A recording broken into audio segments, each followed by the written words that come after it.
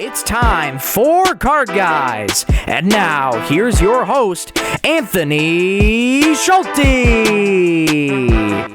Good afternoon. Thank you, Michael, for the intro as always, and welcome to Card Guys Detroit Sports Talk, a summer special edition, episode number 1. Coming up today, the Pistons have had a wild off-season as Summer League has come to a close. The Tigers have stumbled through the All-Star break, barely coming across runs while losing 7 of their last 8. And the Lions are on day 3 of their off-season training camp. We take a look at where the team is. I'm Anthony Schulte. Joining me as always is my man, Ryan Donnelly. Hope your Tuesday is going. Tuesday. Hope your so weird. A Tuesday. This is weird. Oh, it's It is Monday. No, it isn't. It's Tuesday. It is Tuesday. What? Oh, I'm losing my mind, folks. Hope your Tuesday is going. This is so weird. It is weird. I'm sorry, y'all. If I'm like just giggly, I miss this dude. I can't believe we're doing this, but yeah, I can't either. Hope your Tuesday's going well. Hope your summer is going well. About a month until we move back up to Central. Yesterday was a month. Yesterday was a month, which is it's insane. Got some huge life updates that I won't get into, but yeah.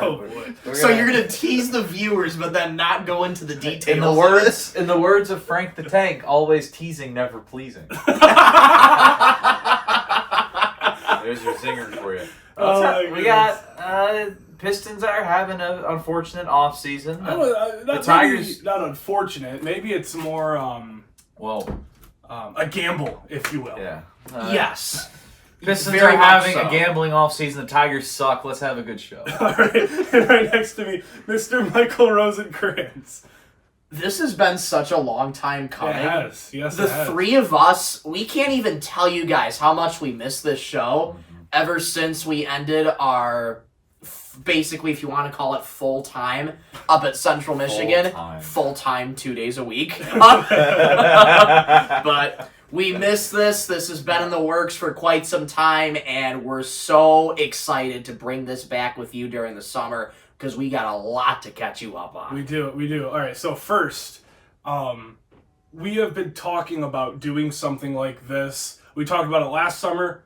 Nothing happened. Yeah. We talked about it this summer. Nothing happened until the final month. Yeah. But now we're here. We are here regardless. We are here. A little bit of a different set. As you can see, we have a little bit more creative freedom now that we're not in 101.1 The Beat, both verbally and physically with what we have. So we have a little display of knickknacks. Thank you. Knickknacks and trinkets. Yes. First, we are joined by Pez, a LeBron James Pez dispenser, which I've already used thoroughly. We have my Cade Cunningham bobblehead. Couple Cade Cunningham cards because we are card guys. Yes, we are. Isaiah Stewart bobblehead, little Isaiah Stewart card. Bobby Clintman, Amon-Ra St. Brown have to have the Lions represented. Tobias Harris and Jose Iglesias bobblehead, which is now in the possession of Ryan. It's mine now. It is his. To complete his 4-sport collection. Yeah. So that's just a little update, a little housekeeping, if you will. Mm-hmm. Y'all know it's my favorite segment. I love housekeeping. Next to By the Numbers. That's fine. Yes. All right, let's get into our 3 stars. Before we get into 3 stars, how's y'all summer been?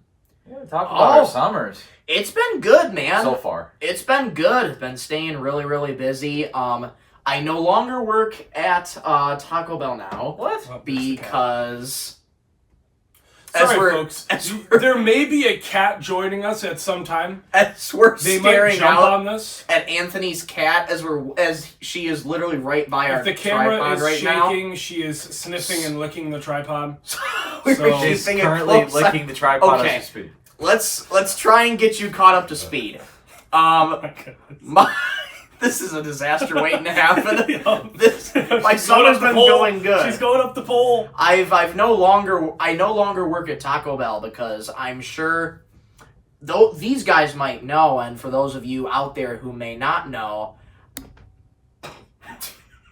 stop teasing us. It's not his fault that the cat keeps messing up the camera. I have accepted a job in South Dakota in this is news radio. To me. This is news to me. It is South. a radio DJ / play-by-play announcer position.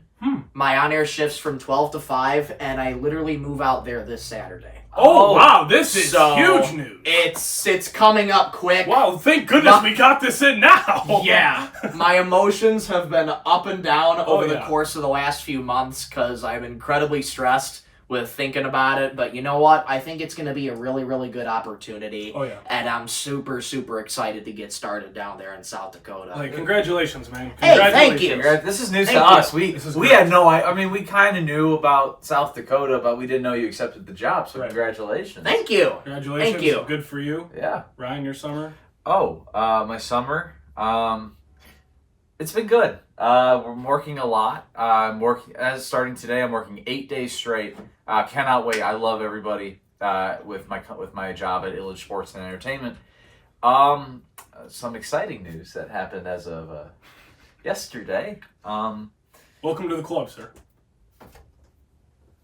I have a girlfriend now. Yeah! Oh, hey! These are my parents and my entire family. But yeah, I'm booed up as of yesterday. Yeah, I'm excited. Good for you, man. Good for you. That's awesome. Welcome to the club. Yes, we're now booed up. That's awesome, dude.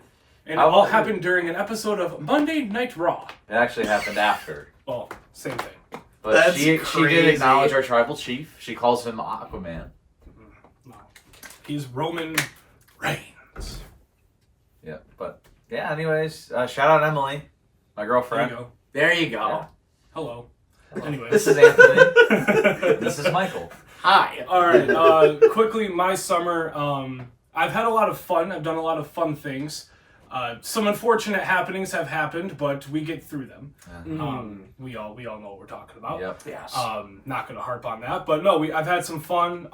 Monday, I'm going to Monday Night Raw to acknowledge my tribal chief in person, the head of the table, conqueror of all conquerors, and God mode himself, Roman Reigns. Very excited for that. It's going to be very fun. Ryan's working the event. I will be there. Hopefully I'm he's in excited. a portal instead of tickets. Yeah. But yeah, that's my summer. Not really that eventful. Done a lot of fun stuff. So yeah, let's get into 3 stars now, shall we? Yeah. Ryan, let's lead us off here. All right, let's do it. My 3rd star, I'm going with Ronald Holland, who in Summer League averaged 21.6 rebounds and 4 steals a game. His shooting has, throughout Summer League, and we'll talk about that later on in the show, has improved significantly.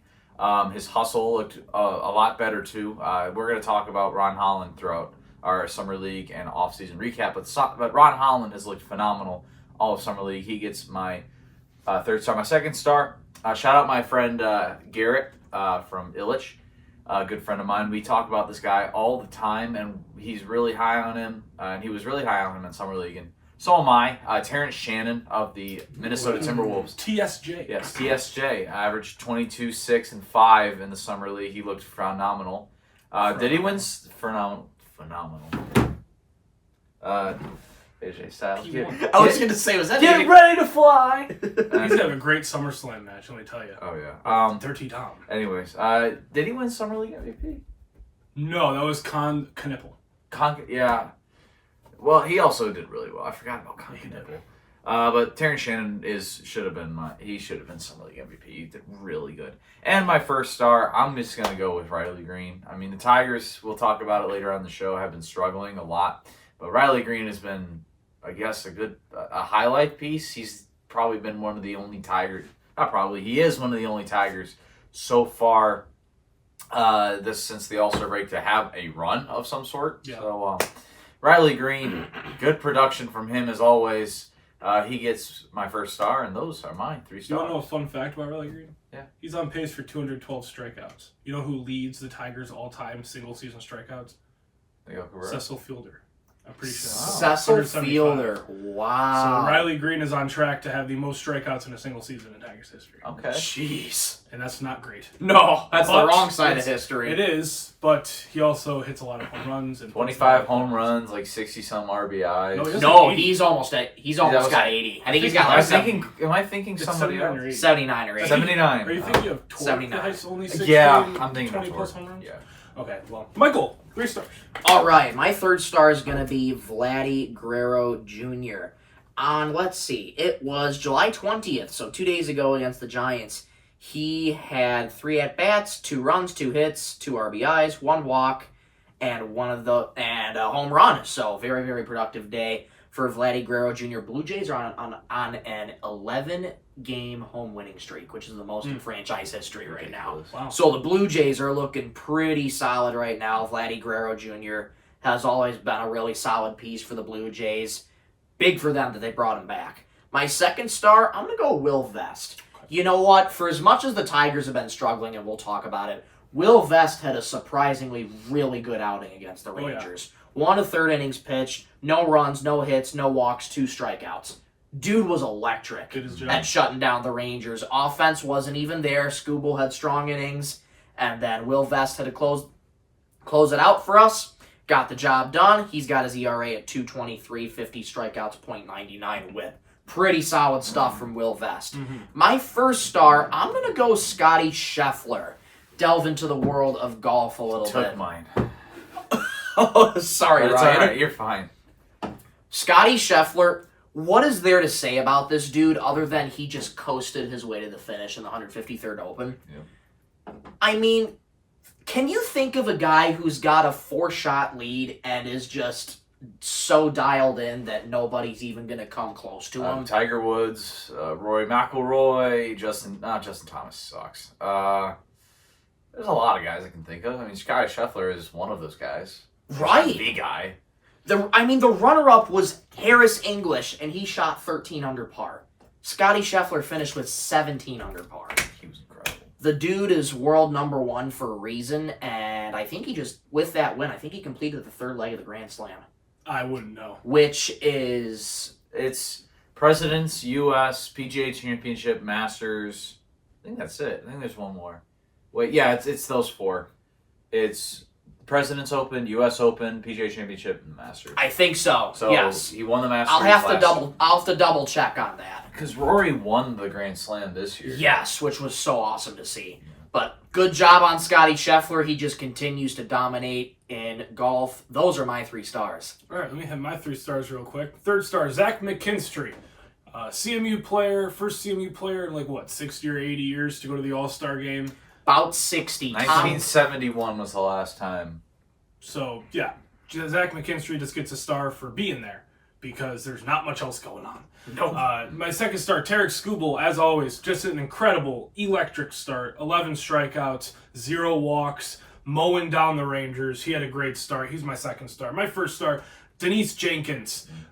Denise, you heard it all in Summer League. Everybody's got different pronunciations for everything. Denise Jenkins, this summer, let me pull up his stats. Boom. 14 points per game, 5 assists per game on 42% 3-point percentage. Second best player on the team. He would have been probably about 20 points per game if it wasn't for the last couple games, not really getting that many minutes and all that stuff. But Jenkins killed it this summer. Ron Holland was obviously our best player on the floor this summer, but I like what I'm seeing from Dennis Jenkins. He's going to be a very good piece to rely on if it ever comes down to having to go down to the 3rd or 4th string on the bench. All right, those are my 3 stars. Let's hit the Detroit Pistons, shall we? Why I not? feel like this is going to last a while. Yeah. So this is going to lead off the show. A very, very, very, very, very long offseason. When you're looking at the Detroit basketball Pistons. So let's go to the draft first. 37th overall pick, Chaz Lanier out of Tennessee. One of the best 3-point shooters of all time for Tennessee. I think he is the best 3-point shooter of all time for Tennessee. He brings a 3-and-D wing to the Pistons, 6'5", kind of like a Malik Beasley. We'll get into him in a second. But Chaz Lanier, I liked the pick personally. Gives us some shooting. Summer League, he looked a little shaky, but he was also chucking up shots. So. Yeah. Chaz Lanier, pretty good player. He's going to be pretty good. And again, I feel like that's what happens when you're just young and you need to develop. I mean, you're gonna chuck up shots. The adrenaline's going through. You're on the summer league of an NBA team that could call you up should the season begin when the season begins in October, November. So I mean, he needs some time, but you know what? We need more shooting on this team. He has a guaranteed roster spot. I'm pretty sure he signed a guaranteed contract, so. He's going to be making an immediate impact, and he has to because we lost so much shooting. I hope he makes an impact like Bruce Brown did when he was a 2nd-round pick, and he just came in and was just fucking phenomenal. Yep. Yeah, we can swear now. We can. That weight has been lifted off. But yeah, I like Chaz Lanier. He was one of my guys he was one of the guys on my draft board that I really wanted. I really wanted Knipple, but whatever. I want a Jan Hansen. Jan Hansen, that's a good pick. Yeah, I remember you wanted He Jan went Hansen. he went 15th overall. I mean, he looks like he should have went 15th overall, but he was projected to go like right around our pick, mid-30s in the second round. And he went in the first round. I wanted the guy from Creighton. That's Knipple, right? No, Ryan Kalkbrenner. Ryan Kalkbrenner, sorry. He's good.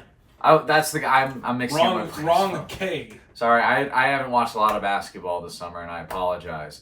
But I really wanted Kalkbrenner from Creighton. That was like my number one guy because we need size and we need shooting, and we're still missing size. Which we need to address still. And there's still a lot of good guys out there. I think we can still get for really cheap, especially in that Dennis Schroeder sign and trade. But Chaz Lanier, I'm thrilled to have him. He was another guy that I really wanted on my list. Most 3-pointers made in Tennessee Volunteers history. I mean, like you said, I haven't really watched a lot of Summer League, but not as much as Anthony has. Illegally streaming it in a Buffalo Wild Wings. They weren't playing the Pistons on the TV. Because who wants to watch Summer League? Me. That's it. You know this man has an obsession with his basketball team. That's fair. Hey, right? when the Pistons are on, the Pistons are on. I can't... And why are they only on ESPN Plus? Why is it the only streaming service we're on? We're not being simulcasted on FanDuel. Even though they said they were. ESPNU had reruns of the women's college basketball tournament on instead of broadcasting our game. Yeah. Disgusting. That's tough, dude. Yeah, but... I wanted Kalkbrenner. I'm fine with Chaz. Chaz is a great player. I mean, he was chucking up shots in Summer League. I mean, that's what you kind of get. And he just wants to prove himself and just show the fans, like, I'm a good shooter. And Malik's gone now, and maybe. But and I just want to prove I'm a good shooter. And he kind of didn't, but oh well. I mean, speaking of Malik Beasley, might as well gamble with that topic here. Yeah. A little bit of a wager, if you will. Yeah. Malik Beasley, the day before free agency starts, he is projected to get a 3-year, $14 million per year deal. And before he puts pen to paper, he put a finger to his phone to hit the over on rebounds because he is under federal investigation. For illegally gambling on his own NBA games. This is the same thing that got Jonte Porter suspended and banned from the league and sent to jail, I'm pretty sure. And it's the same thing that scary Terry Rozier is being now under investigation once again for. A lot of people, great podcast, Pablo Torre finds out. He talked with the guy that knows everything about all this stuff. Apparently it's all connected. It's all connected and it's a huge mess. So Malik Beasley, if he is found innocent, he could still sign for a vet minimum or an MLE exception. He could still be brought back to the Pistons. Yeah, that's not out of the question if he's found innocent. However, he's most likely guilty here. He's most likely not playing next season. He's most likely probably not playing ever again. Probably not. And it's just disappointing because he was the perfect guy for this Pistons team. He was absolutely perfect for what we were doing. He fit in with the culture. He helped lead and grow this team. And now, poof, that turns into Jimmy Neutron and Karis LeVert. For Karis LeVert's contract, it's 2 years, $15 million. And then I actually like Duncan Robinson and his contract. Duncan Robinson's on a 3-year, $15 million a year deal. However, only 1 year's guaranteed. First year's guaranteed. Second year, I think it's a partial guarantee. And third year is not guaranteed at all. So it gives a lot of flexibility to us around Duncan Robinson. But we replaced Malik Beasley with Duncan Robinson and Karis LeVert. Now, they're both good players, but both good on offense. Hopefully they can kind of fill that void. But the Pistons are still missing a backup point guard. Yeah. I have a name. Joe Hendricks. Say his name. No, not Joe Hendry. Russell Westbrook. Still available. Whoa. Still on the market. His ass ain't Think playing about it. Detroit. Think about it. He's been playing off the bench for the last couple of years. He plays off the bench in Detroit, veteran leader off the bench, kind of fills out that bench. We could get him for cheap, and he can mentor Ivy. He's already mentored Ivy before. He could give Ivy more wisdom and help Ivy develop. I really like Russell Westbrook, but that's kind of the Pistons offseason at a glance, if you will. Yeah, apologies for my language coming up about Malik Beasley because this situation really does piss me off. For those who don't know, Malik Beasley was my Piston. I preached heavily, especially in Season 2, about how much I wanted him in the Pistons, and we got him for cheap. Thrilled, and that was like our best free agency signing outside of like Tobias Harris. We had a fantastic offseason last season, but that's in the past. I'm pissed about Malik Beasley. All the cards are out. Malik Beasley Pistons 5 was his FanDuel name.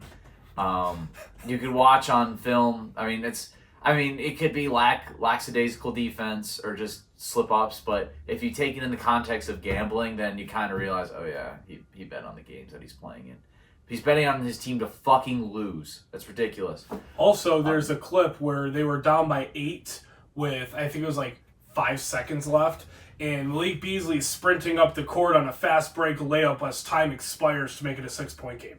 Oh, funny how that works. Yeah. So I wonder what the over/under was that game. Yes. Malik Beasley, I would love to see you in a Pistons uniform again, but I don't really like gamblers in sports, especially if you're trying to bet. Wearing is striped.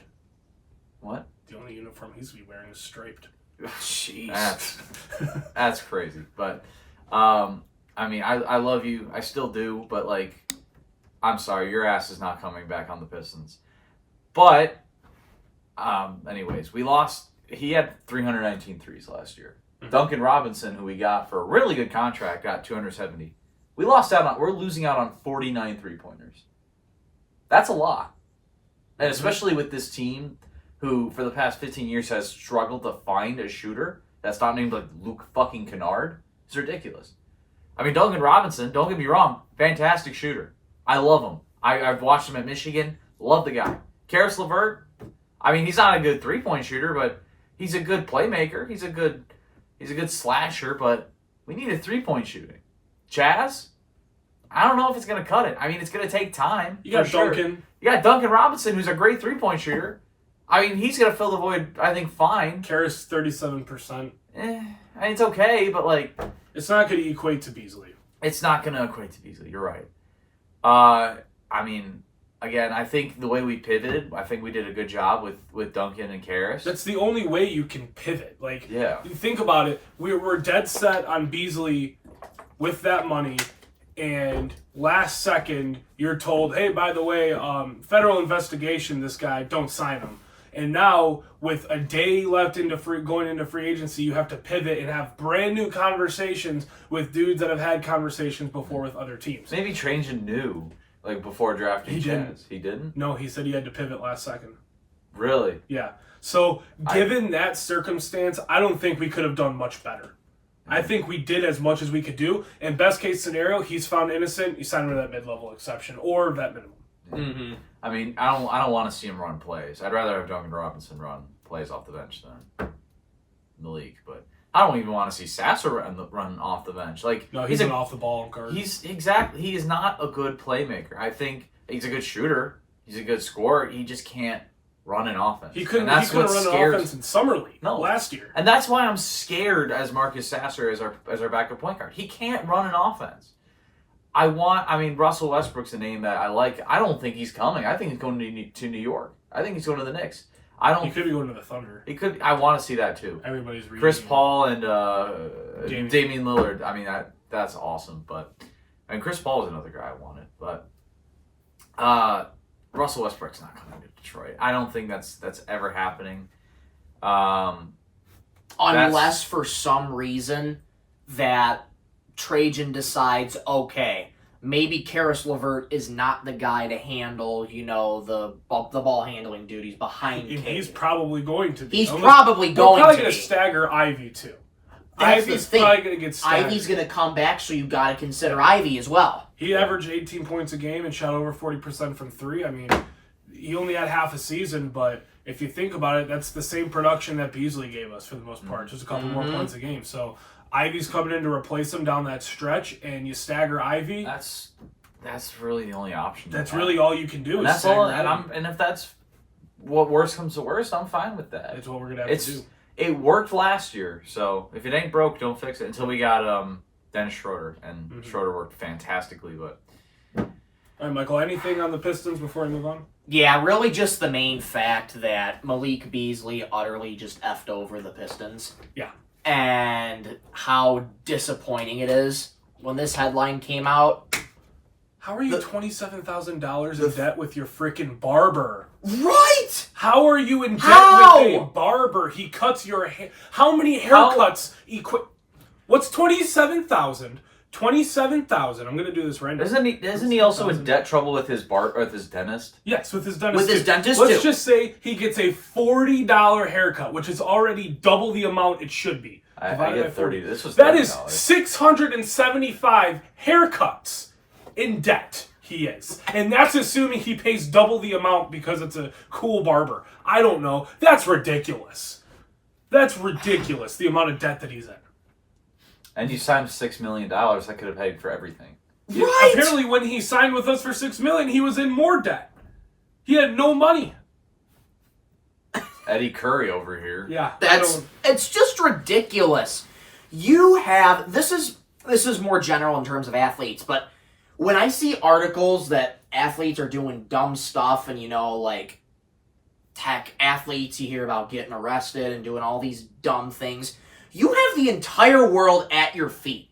Mm-hmm. You're making millions upon millions of dollars to play the sport that you love, and it's literally that money leads to impulse. Yep. And it's just, when does it get to a point when it's gonna tear somebody apart? And guess what? It tore the Pistons apart this offseason. It did. It tore Beasley and up. It tore with the East getting better, that kind of freaks me out. The Magic and the Hawks got so much better. The Hawks are scary. And both teams have been on our tail all season last year. They were a play-in team. They're going to be top 6 We were constantly joking about the Hawks being the pure definition of mid. And look at them. They are scary now. If they've done everything they can to surround Trae Young with help. If they can't do anything this season, you got to move on from Trae Young and start over and just ship everybody out, gain assets, and just rebuild. Because if Trae Young can't win with this roster around him, he can't win with anybody. I think really the only advantage for the Pistons has been injuries, because all the star point guards that got hurt. Lillard, he's gone. He's in Portland now. Yeah. Tyrese Halliburton, he's not playing. He's not playing. And Jason Tatum too. He is one of their Celtics top scorers. The Celtics are still deep though. The Celtics aren't going to make the playoffs. They're just really no. Their only center is Nemes Queta. They aren't doing anything in this conference. Celtics done for. Pacers maybe a play-in team. So that brings that gives the Pistons 2 spots. That moves them into the 3rd seed behind Cleveland and New York.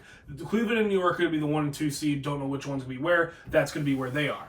And then you have the players like the Magic, like the Hawks. I mean, if the Bucks keep Giannis, they're still going to be a formidable foe. This Eastern Conference isn't going to be easy. Is it open? Yes, because 2 of the top teams are gone.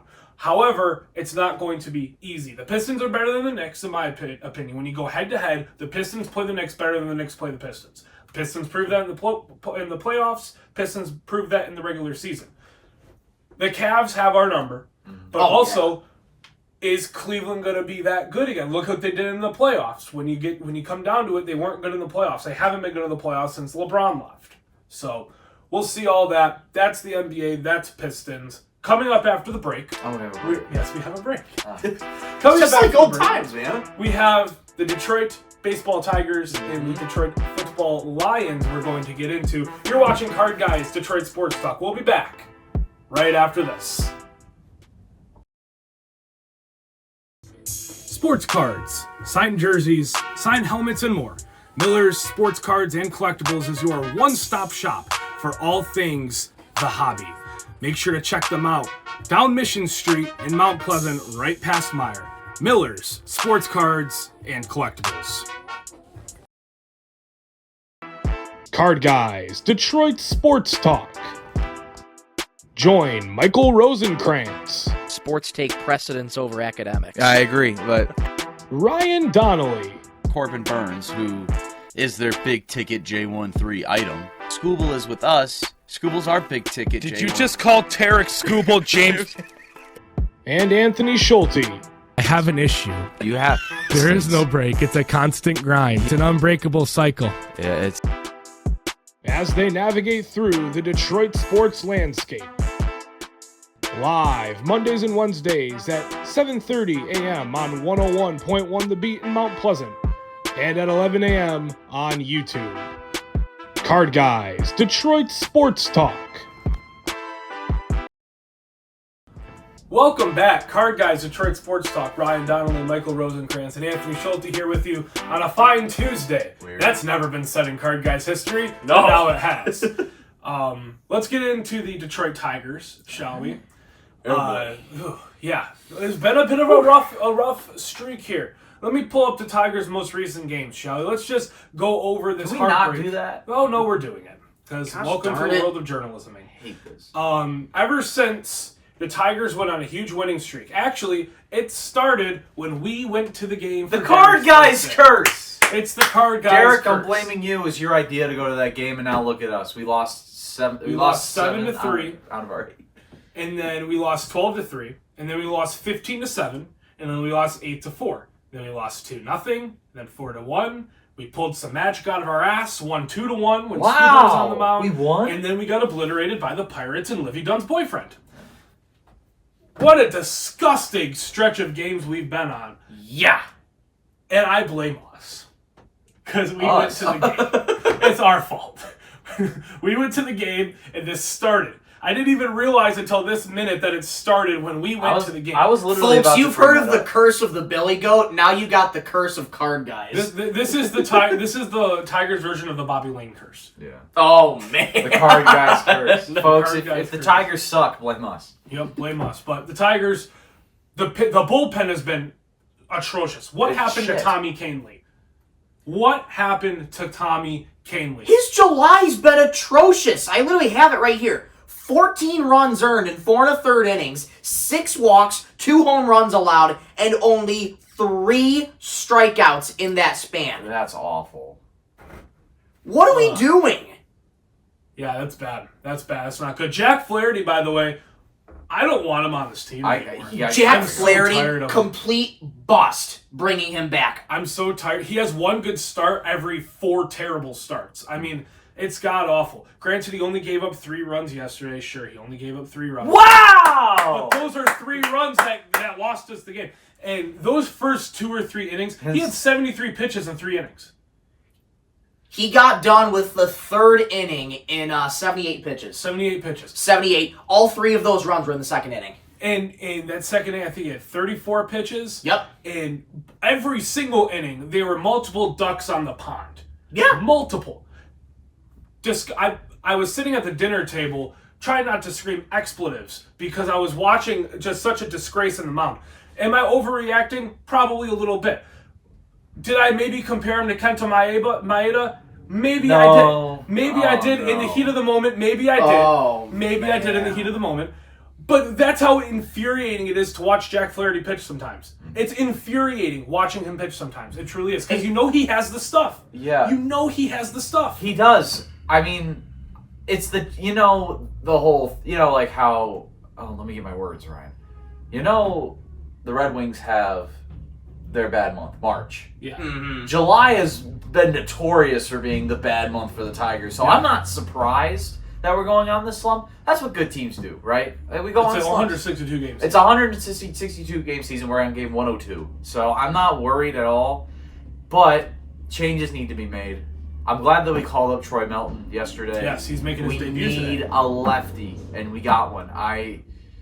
Oh God, this bullpen is so bad. It's terrible. I mean, injuries doesn't help. Tyler Holton was fantastic for 2 seasons, and now all of a sudden, he He's been awful. I don't know what's going on. He's just off the rails. Yeah. He just fell off the rails. He had a sub-2 ERA last year. He got an MVP vote, and now look at him. He has like a 3 ERA. The dude's been awful. I will say, I kind of knew we were going to lose yesterday. We put out probably the worst lineup all season against the second best pitcher in baseball. I kind of figured. I was like, chalk up the L. I saw that at the Canadian border. I saw the lineup, and I screamed, chalk up the L.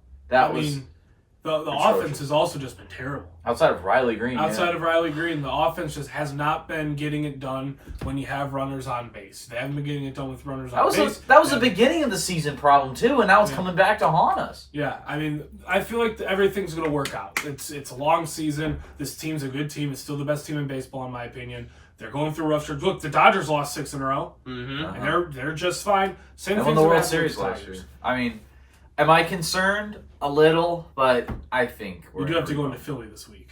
Yep. Yeah, next week gonna suck. Next weekend, Sunday night baseball again. Stop putting us on Sunday. I mean, keep putting us on Sunday night baseball because we are 2-0. But and Scooble pitches lights out every time. Is he pitching on Sunday night baseball? I think he is. I think he is. But there's Jack Flaherty. Let me talk to you. Let me talk to you. Yeah. You gave up 3 runs against the worst offense in baseball. How? I mean, O'Neal Cruz? Understandable. Great guy. Brian Reynolds? Again, understandable. Struggling this season, but yeah, he's been okay. He's still a good player. Everyone else? Shit. Why? Yeah. Why? You have been, since you threw on almost no hitter against the Cubs last month, you've been terrible. It's been, you give up 5 runs, and then you do good. You look like Casey Mize last year. Give up 2 home runs. Give up 2 home runs, and then look fine. Why don't you how about you don't give up the 2 home runs, and just be fine? That's all I want. And that's what makes it bare infuriating. Effing minimum. Beef average. We signed you for 2 years. When we signed you for cheap last year so we can trade you, you looked phenomenal. What happened? You looked great last year, and you looked good at the beginning of the season. Was it the confidence after throwing an almost no-hitter against the Cubs? And that's what makes it infuriating. We know he has the stuff. Yeah. We know he's a good pitcher. He's a good pitcher. It looks good coming out of the hand. It's just hitters haven't figured out, and he doesn't know how to adjust to the hitters figuring him out early in the game. And that's just what makes it so much more irritating, honestly, than Kenta Maeda. Shoot, is it the confidence of him winning a ring last year, too, with the Dodgers? Maybe. With Kenta Maeda, we knew he didn't have anything. We knew that. We knew every single day trotting out, well, there goes 7 runs. Yep. With Jack Flaherty, he gives us this illusion of, oh, maybe we're going to get one of those gems. Maybe Jack Flaherty's going to have a Jack Flaherty game. And then he gives up 3 runs in the second. Then he gives up 5 runs before the 4th inning's over. And it's just, that makes it so much more angering and You let the Pirates work you like a dog. You let the Pirates shove. How the heck did you let the Pirates shove? It's ridiculous. We should have taken advantage of their bullpen, too, because Skeeny came out in the 6th. So we had 3 innings to take advantage. We did 1 run an inning, boys. Just get a runner on and hit a double, or even hit a single. Get a man to second, hit a single. We'll run all in. Strike 3. Strike 3. Pop out. Oh, fuck. I'm sorry, language. This Tigers team is their first team to 60 wins throughout all the struggle. I like that, but that's still impressive that you went through all this bad crap and you still got to 60 wins. But it's starting to get infuriating. It's starting to get bad when I had to switch to Summer League except for the Pistons. It's that bad. I don't watch Summer League basketball, but this team's been so bad lately that I had to watch Summer League. That's how bad this Tigers team has been as of lately. But to be fair, July has always been notorious for the bad month for the Tigers, so I will give them a little slack. But bullpen's been terrible. I'm glad we got Troy Melton because we don't really have that many lefties outside of Scooble, Holton. That's really it. Ends. And Dietrich Ends, fire up chips, by the way. He was a one-hit wonder. I don't want to see him on this bullpen ever again. He had 1 good game, and then he fell off a cliff. Dietrich Ends is terrible. Our only good pitchers are Scooble and Vest. That's really it. That's all I could think of. This Tigers team is infuriating. I've been watching this team for 15 GD years, and they've been good for most of it, but I need to see some moves. I know friend of the show, Isaac Haffenden, and future roommate, mentioned this. Sell your soul for a World Series. How do y'all feel about that? Sell it for Paul Skeens. This is where this streak, this losing skid that the Tigers are on right now, you've lost 7 of 8. Offense has produced a total of 20 runs over those 8 games. Do the math, that's 2.5 runs per game. 2.5 runs per game. You got shut out to a team that came in yesterday 22 games below 500, who isn't even on the radar this year.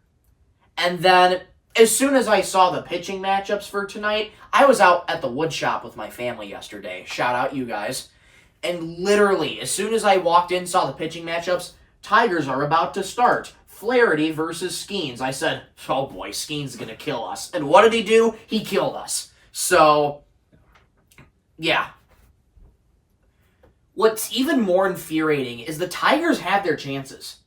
How many times have we seen them get one guy on, 2 guys on, nobody out, and we just get aggressive? We have some breaking news. Okay? Breaking news. Report from the Detroit Times. This is not good. Lions defensive tackle, we'll talk about the Lions next. Broderick Martin left practice early and is being evaluated for a foot injury. Oh, gosh. We'll talk about the Lions we'll get to them training camp here. later. But that was some breaking news, okay? We'll get to them later. Breaking news, a coveted side quest on Card Guys here. But let's get back into the infuriating mess that is the Detroit Tigers. This streak proves that you need bullpen arms. Heck, I'd argue that you'd even need a bat. Because where in the world is this bullpen going to be? Jason Benetti even asked the question, how far can you go in the playoffs with the 30th ranked MLB bullpen? In other words, we're dead last, people, in the MLB rankings. We suck. Well, the bullpen was good yesterday, I will say. Yeah. The bullpen did their job yesterday. They gave our offense the chance. It's a deadly combination of either the bats are working but the bullpen's not, or the bullpen's working and the bats are not, or just both aren't working at the same time, which is even better when we lose, 15 to whatever the heck? 15-7, yeah. The Tigers need to start getting it back together right now. You just got to win in Texas. You kind of reset yourself. You took one on the chin against Skeens. That's fine. You have 2 games here before you go into Philly against a terrible pitching staff and a subpar offensive staff in Pittsburgh. You got to win these 2 games. Yeah. These are must-win games for you if you're the Detroit Tigers. You have to win these. What is it? It's Mitch Keller and Bailey Fitler. Mitch Keller and Mize today, and then Melton debuts tomorrow. By the way, Mize did not look good in the All-Star game. Oh, no. Nobody looked good in the All-Star game. Nobody looked good in the All-Star game. Just wanted to put that out. That's why we're not talking about the All-Star Look at Mitch Keller. The dude is 3-10 with a 3.48 ERA. And this offense is going to get 4 runs. He's got 92 strikeouts, so it's like he does know how to strike people out. But the ERA alone, you gotta pound this guy. Take advantage early. Same with Bailey Falter tomorrow. You have got to go at these guys, and then you got the Blue Jays coming up Thursday through Saturday. Well, they're a tough out. They're a tough. It's going to turn into a Blue Jays home game because everybody from Toronto makes their way down yonder. Exactly. So, all right, well. Yeah. It's really quickly before we wrap this up. Go ahead. Power bat. Hottest name on the market has been Eugenio Suarez. Yes, he is. And here's the question that I have a couple questions for you before we wrap up Tigers. Could Eugenio Suarez come back to Detroit? These all tie together because we talk about long-term contracts, right? Everybody wants to know, when is Skubal going to be signed long-term? Never. These long-term contracts are a huge risk. Think of Miguel Cabrera. Yeah. I will forever love Miguel Cabrera. He's my Tiger. 8 years at $248 million to round out the season. Those latter years. And you were in just a hole. And as he got older and his right knee got more effed up, his power was just zapped. That final season was a blast from the past, if you will. He played very well given everything in that last season, but like the 3, 4, maybe even 5 seasons leading up to that were just that money was staring you right into your soul every single season. Like, dang, the production's not meeting the money value. And think about it. If Tarek Skubal gets like 10 years north of $400 million, Good Lord. you are going to be in a hole for so many years, and you're already millions upon millions of dollars below league payroll average. So I know nobody wants to hear that, but that's just straight facts. We are not in a good position in terms of payroll right now. And here's the other thing. You have Eugenio Suarez, and then you have even the guys on the broadcast on Sunday with the Rangers. They're like, oh yeah, Skubal's going to go to the Yankees or the Dodgers. That's probably true because they're the biggest market teams. And they're not afraid to open up their pocketbook. No, they're not afraid to open their pocketbook. So that's the biggest fear for me. One more thing. Shout out my Uncle Dave. I got to ask you guys a question. Mm-hmm. He described this yesterday to my dad about the offense. The offense seems to be overachieving in the first half. You exhaust all your energy, you give up all your runs, and now you start to see them regress a little bit. Again, good teams are going to regress. We know this. But do you think the Tigers are overachieving, or do you think they can get back on the rails here and have it and better now than in September, October? Let's take a look at the schedule. That's exactly what I said while you look for that schedule. I was talking to a friend of the show, Isaac Haffenden, about this. You would rather get all of these kinks out of the way now rather than at the end of the season going into the playoffs. You want to go into the playoffs. If we make it. Come on. When we're going into the playoffs, I'd rather be on a roll than winning games, winning most of our series, and get this inevitable cold streak out of the way now. Work out the kinks, figure it all out. We have the talent. The talent is there on offense. The talent is there all over the place. We just have to kind of lock in, as the kids would say, and just really just hone in on the basics, on the simplistics of everything. And it can get fixed. I'm not worried about it. We were so good for so long during the season that I know that it's talent, not luck, or not a lucky streak. Mm-hmm. I know it's our talent on the roster. So I think we can fix this. It's just a matter of coaching. And we have a great coaching staff. We have a great... Chris Fetter's a fraud. Staff. Okay. But what's the schedule looking like? Well, it's... here and there. I mean, we're playing Toronto next, and then after that is the Diamondbacks, who are not easy. And then you got Philly, and then you got Minnesota, then you got the Angels, then you got the White Sox. So there's some winnable games, winnable series. There's teams where we have to where you kind of have to expect them to sweep, like the A's and the Sox and the Royals. Then there's teams like the Mets and the Diamondbacks and the Phillies and the Braves, who are just like... Heck, the Yankees in September. And the Yankees, too, and the Red Sox. But there's so many teams that you need to sweep. We need to fix the kinks now. And I know I mentioned it. Chris Fetter's a fraud. I'm going to stay true with that. We know he's the bullpen whisperer, but when you have the 30th ranked bullpen in the league, then you're not really a whisperer. You're just telling them useless information, and they're going out and throwing meatballs. Chris Fetter is a fraud. I don't want him out. I think he's a good coach. He's not fixing shit. Chris Fetter is a not good coach. And he's done a lot. He's done wonders, especially in the playoffs last year with his bullpen. But now, seeing the fault in our stars, it's not looking good. This bullpen is terrible. Chris Fetter is not a good coach. And Isaac Haffenden brought it up, and I was like, yeah, I agree. But you gotta fix it. A trade in the bat, a trade in the bullpen, something. I want Zach Gallen. That's probably a guy I want in this rotation while Job is out for a while. Which, by the way, Job is hurt. I just need to fix it. All right, well, you know what would help take the load off from all of this losing? What? What's that? An ice-cold line in the Kugels. Shep, You're take right. it away! Shep. Nothing sexier than a girl drinking a Leinenkugel. Thanks, Shep! Appreciate that. As always. All right, let's get into the Detroit Now I'm football going to need Lions. 7 more Leinenkugels talking about the Lions. All right, well, the Lions, they're into what? Day 3 is of it now? I think 700 injuries. Yeah. Day 3 of training camp, and there's a lot of injuries to unpack. I can probably name them all. Go ahead. Broderick Martin. Yep. Mm-hmm. That was just broke live on the Taylor Decker. Mm-hmm. Levi O. Just recently Ennis got hurt. Rakestraw. Ennis Rakestraw. Who cares about Ennis? I I care about Ennis, but he's a backup. That's really it.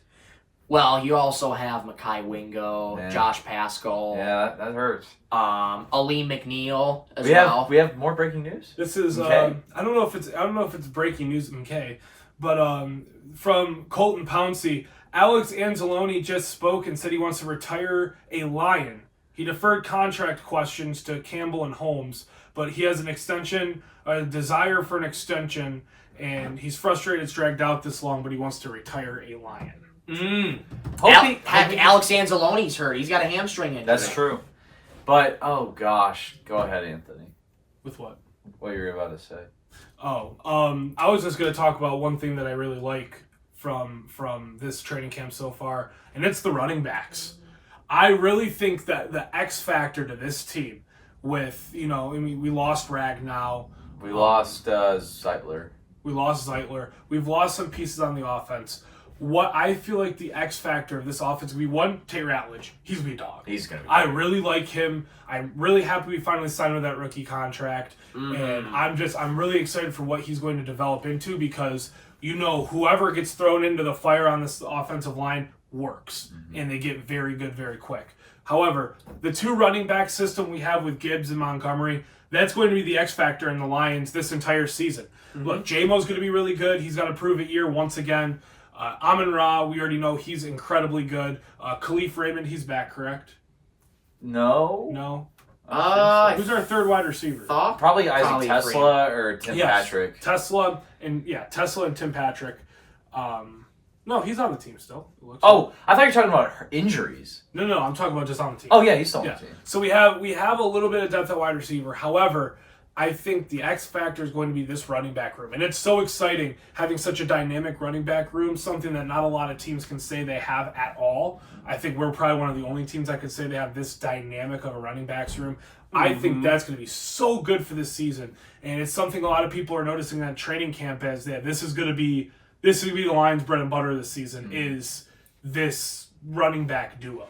I think the only way we can stay successful offensively for the long run is to keep them both. Keep both Montgomery and Gibbs. That's like a 1-2 punch. Gibbs, I think next year he's on a contract year. I think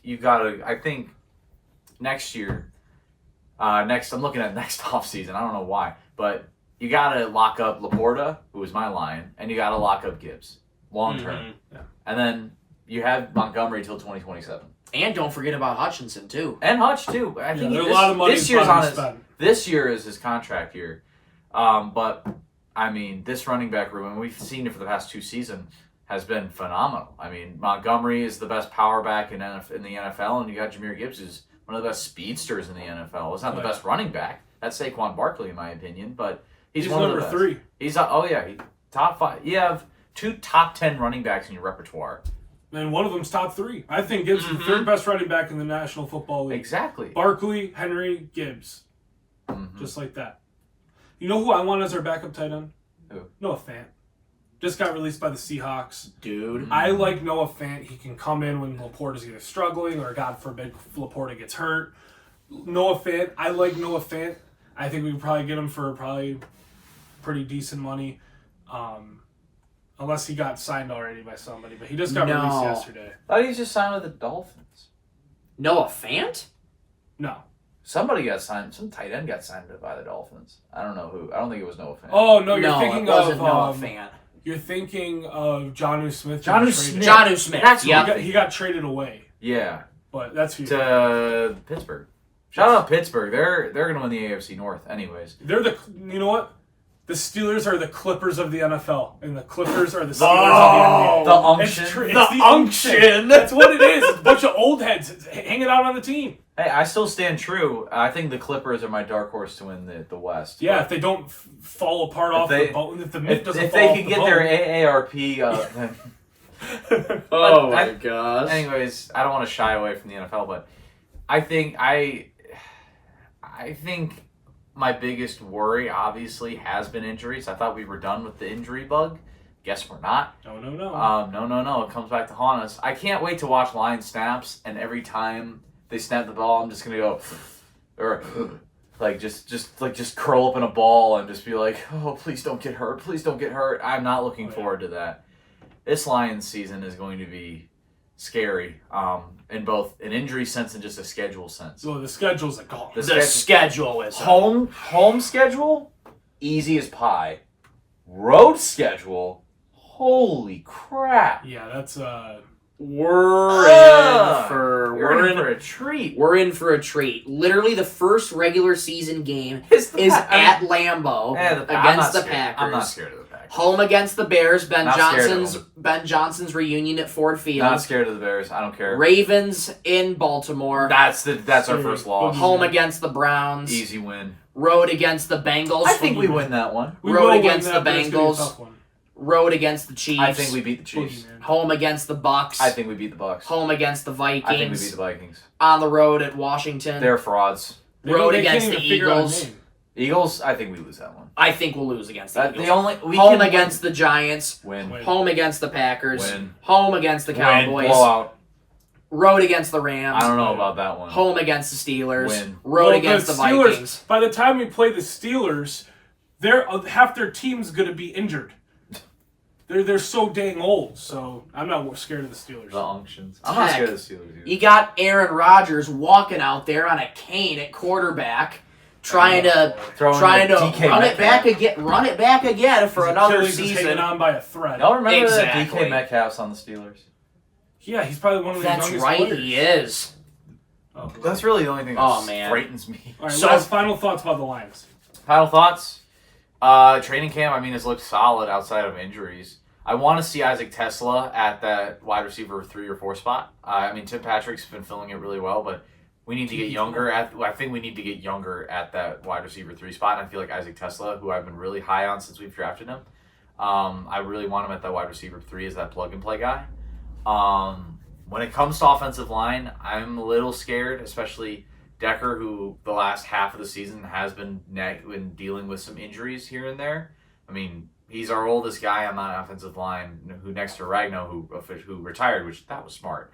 Tate Ratledge, watching his film all summer has been fantastic at Georgia, and then Christian Mahogany, who I've been really high on since he's been that plug and play guy who's going to fill in for Kevin Zeitler. I'm not worried about this offensive line. I think we have so much depth at offensive line where we can still succeed. Defense, I think, if healthy, I think we can do good. However, defensive injuries still scare me. Like, literally the other day, DJ Reader posted on X about his anniversary, and I saw somebody text or somebody retweet holy S.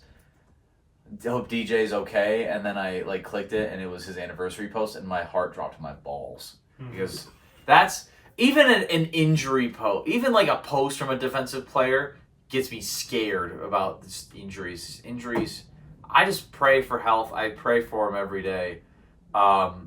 Speaking and just going, I don't know if we're gonna have a show during the season. I don't know if we're gonna be doing the picks or not, but I'll just give my thoughts on the season right now. I don't think we're taking a step back. We lost a lot of people, but I just got to remind you all that Adam Rink, that thinks that we're going to go 8-9 or 9-8 or 500.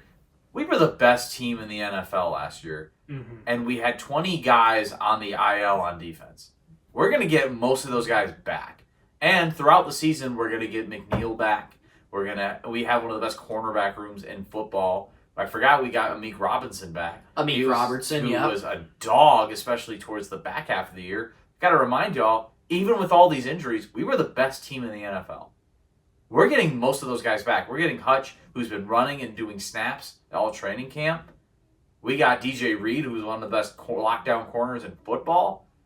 We got Ahmed Hassanin, who had 12 sacks at Boise State last year. Like, this defense is going to be really good next year.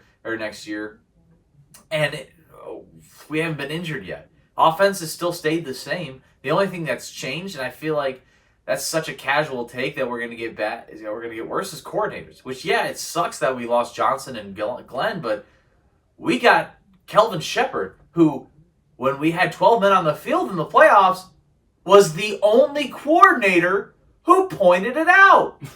Mm-hmm. So, Lions fans, take notes. And we got P.J. Morton as offensive coordinator, who was in our system when we were good.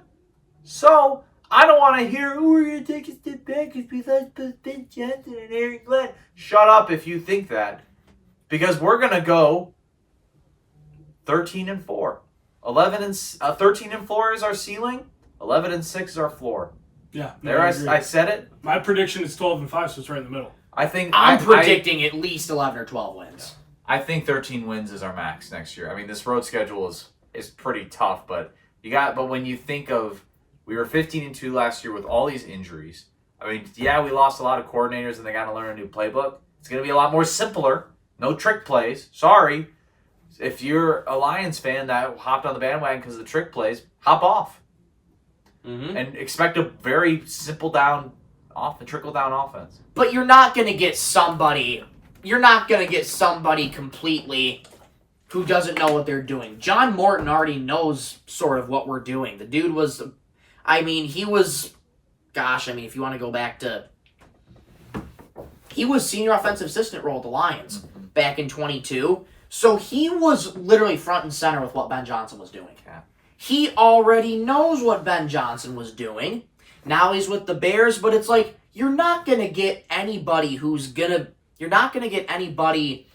watered down in a way. You're going to get somebody who's been through the motions, who's learned under Ben Johnson, and he's going to bring a good repertoire to the Lions team. Mm-hmm. I'm super excited for the season. Now, am I scared about the injuries? Yes. But again, it's a couple months before the season, and as well, preseason game number 1, the Hall of Fame game, is 9 days away. Oh, yeah. I'm so pumped. Oh, I can't wait. I'll be in Cincinnati for that one. I'm very excited. I can't wait. It's going to be so much fun. Yeah. All right, well, my cat's trying to cause destruction. Can we do like a quick 1-minute hit on the Red Wings? Sure. Okay. Go ahead. 1 minute. You have 1 minute. Okay. 1 minute. There's a lot of people that don't like the Red Wings. I just want to quickly talk about and give my thoughts about it. I mean, obviously, we didn't get the guy that I wanted, which was Mitch Marner. Sucks. He went out west, which kind of expected. To Las Vegas. Ew. Anyways. John Appleton was our best signing. John Appleton is a really good. There's a cat under my legs. John Appleton was a good signing. I don't want to hear it. I think he's a good signing. I think we addressed the needs to the best of our ability. I like that we re-signed Kane and Bergeron and all these other guys. We didn't really lose much outside of Jeff Petrie, which could get the frick out of here. Goodbye. Mm-hmm. But my expectation for the Red Wings is you got to make the playoffs or can Steve Yzerman. That's my expectation. I think you've made some noise in the offseason. You did what you could for what the market you have. I mean, Carter Bear is probably going to be sleeping in NHL for a little bit. He's going to be in hibernation. But, I mean, I'm really high on John Appleton from Buffalo. I think he's okay. I like John Gibson. I like that trade a lot from Anaheim. So, I mean, I want to talk about the Red Wings. We're talking about everybody. Boy. Uh-oh. Oh, boy. Almost lamped down. We're good. Oh, my God. We're talking. Oh, jeez. I know we're talking about the Pistons and the Lions, their off seasons. I just wanted to quickly hit the Red Wings. And as the Red Wings are talked about, the set almost collapses. Is that a surprise? Just like the month of March. Yep. And the month of July for the Tigers. Michael, yep. Do you have any hit on the Red Wings? Yeah. You have less than a minute because alrighty. Red Wings Centennial coming up this year. Lots of good stuff to look forward to. Original 16 been around for a century. Good stuff. I mean, Ryan took the words out of my mouth. Make the playoffs or fire Steve Yzerman. I mean, I don't know how many times it's got to be said. If they do not make the playoffs this year, I'm going to lose my shit. And Steve is still around, we are now convinced he's on a lifetime deal. He could pretty much be on a lifetime deal, and we don't even know it. So, Steve, at the world headquarters, why don't you pull your head out of you-know-what and actually try and do stuff to get this team to the playoffs, because playoffs need to come back in Hockey Town. We need to get postseason ball back in Detroit. All right. Well, yeah, I don't have any words on the Red Wings because that's fair. I've been more focused on the NBA's Summer League. I was low-key, honestly, this offseason, I was more low-key, more locked into the Red Wings offseason than the Pistons. And then the whole Malik Beasley thing happened, and I had to switch my focus to the Pistons. Yeah. I'd have more thoughts about the Red Wings if Malik Beasley didn't happen. Yeah. But I had to enough. gamble on my team that I had to. A friendly wager. I had to make a friendly wager on which team I'd give more focus to this offseason. It was the Pistons. They always come back. All right, boys. Well, this was fun. It fun. sure was. We've missed this. We've missed doing this, chopping up about our sometimes good, sometimes bad Detroit sports teams. But that's all we have for today's show. Thank you for tuning in to Card Guys, the summer special edition, episode 1. Will there be an episode 2? I don't know. Who the hell knows? On YouTube. Let us know if you want a second episode down in the comments. I know we all had a great time doing this, and I wouldn't mind doing another one. For my good buddies, Ryan Donnelly and Michael Rosenkranz, I'm Anthony Schulte saying, so long, everybody. Love you, Mom and Dad. Hope you guys are having a great summer. Enjoy the rest of your summer. Work hard, eat well, and be healthy. I can't wait to get my wisdom tooth pulled at 1 o'clock today. Yeah, T-minus 2 hours. See you, folks. Bye.